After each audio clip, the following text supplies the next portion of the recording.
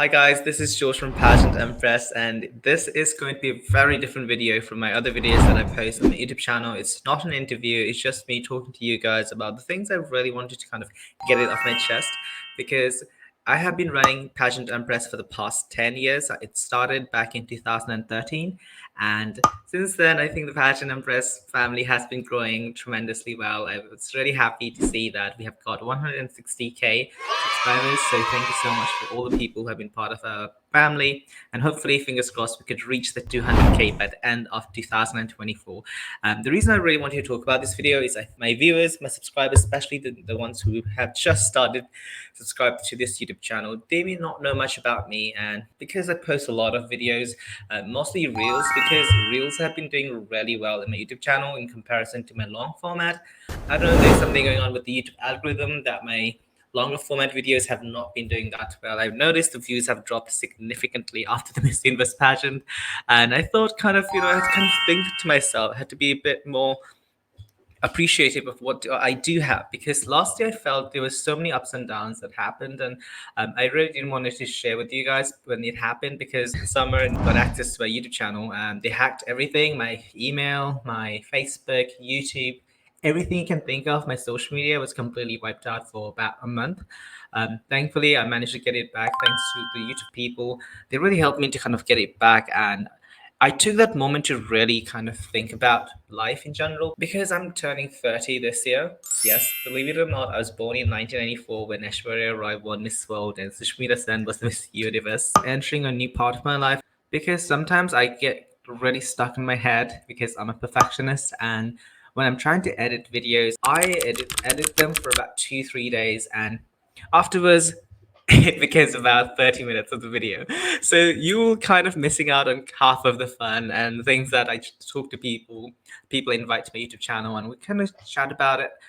So the first thing we're going to talk about for this YouTube channel is, if you have not subscribed, please subscribe to the YouTube channel, because I've noticed that a lot of my viewers are actually not my subscribers. They watch the videos and enjoy it, and I'm really happy you're here. The first thing I really want to talk about is the new changes that are happening in international pageants, especially the Miss Universe pageant. There was an announcement during the press conference in Mexico that the Miss Universe now has a co-owner, and it is a Mexican businessman, Raul Rocha, and he is really successful apparently. I didn't really know much about him until I found out that he is now a co-owner of the Miss Universe pageant alongside JK and Miss Kun An. I know there were some rumors regarding the JK and Miss Universe pageant kind of losing and not making much profit, allegedly, but I think they have actually been doing a really good job, because Kun An purchased the Miss Universe pageant from the previous ownership for 20 million US dollars, and she sold it after 2 years of owning the company to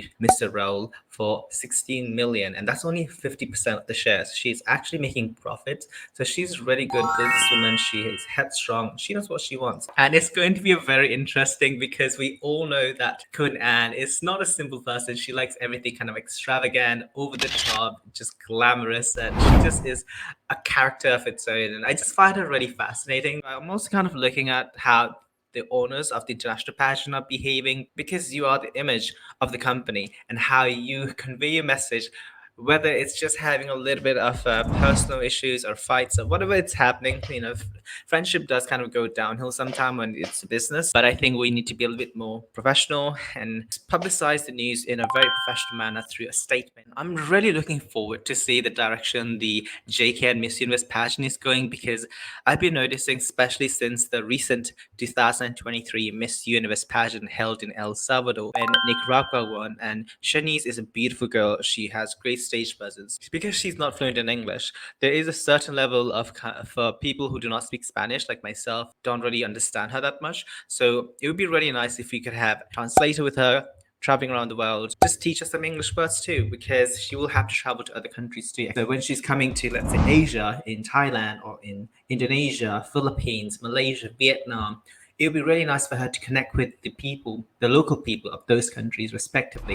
So I think that would be a really good idea, because Shanice is beautiful, and I really want her to kind of get to know that people as well, and we, the public, can also get to know a little bit more about her. I really like Nicaragua's evening gown. I think it was the best, alongside Puerto Rico's. Philippine gowns were just Chef's kiss. The next thing was, of course, regarding the age requirement being completely eliminated from this year onwards. And I think that's a really interesting thing because for me, the age requirement is something that I always questioned. And that's not because I'm turning older as well. It's just that I like to see really well educated women who have graduated their education, whether it's a bachelor's, master's, to go to the international pageant. For example, Lara Dutta, Miss Universe 2000, is a great example of a great, well spoken Miss Universe winner who's a great ambassador for the organization. And I want to see more of that. And I've been noticing that during the IMG era, that's what they have been doing. However, I think they have shifted the focus from spokesperson to more of a great at runway or stage presence, which is what Miss Nicaragua did. She's really great. I think she had the highest points. I did not see the scores, but in terms of how she performed on the preliminary competition and the finals, especially the gown was just beautiful.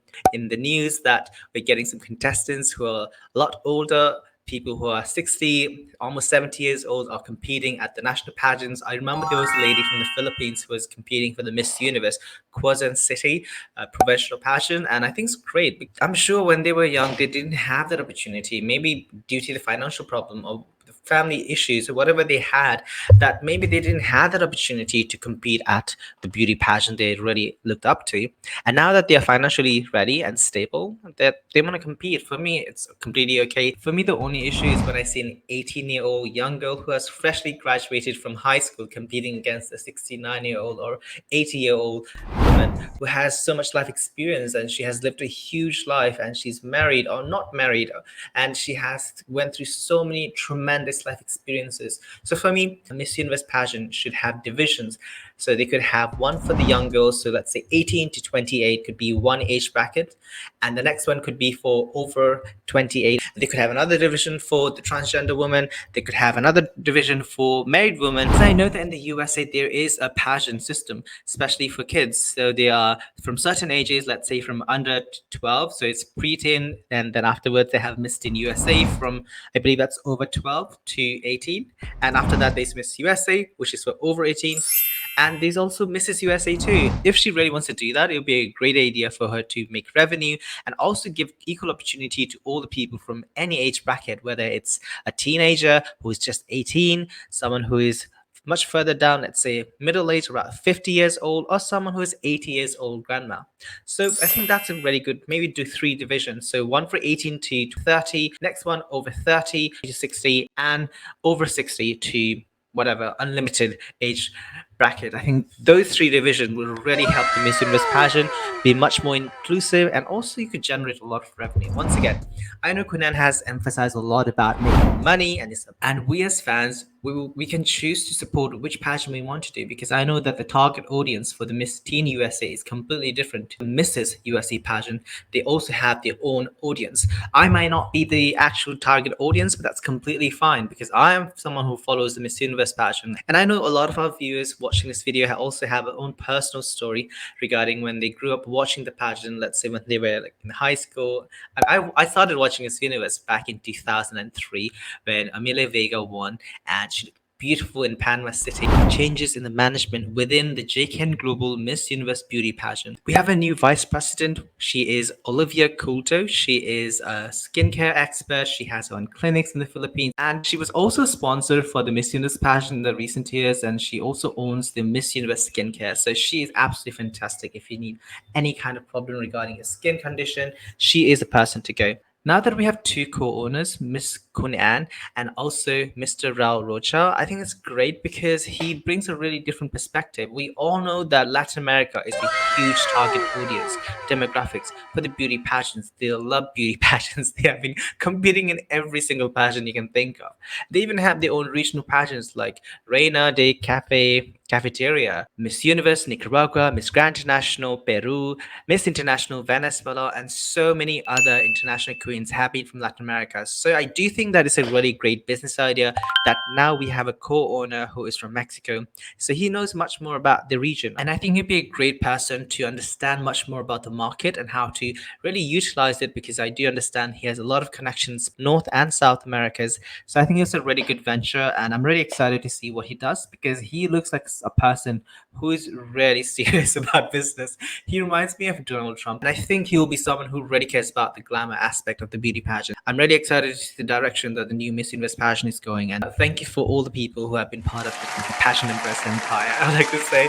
And thanks so much for joining me. It really means a lot. Sometimes I over edit the videos, and this one I promise I will not over edit. I'll just put it the way it is and just let you guys see the authentic, natural me, because I like to talk a lot, and I even have a podcast. I do interviews and things like that, and I really enjoy it. And if you guys do like it, please make sure to click the subscribe button. It really means a lot to me. Fingers crossed, road to 2000k by the end of this year.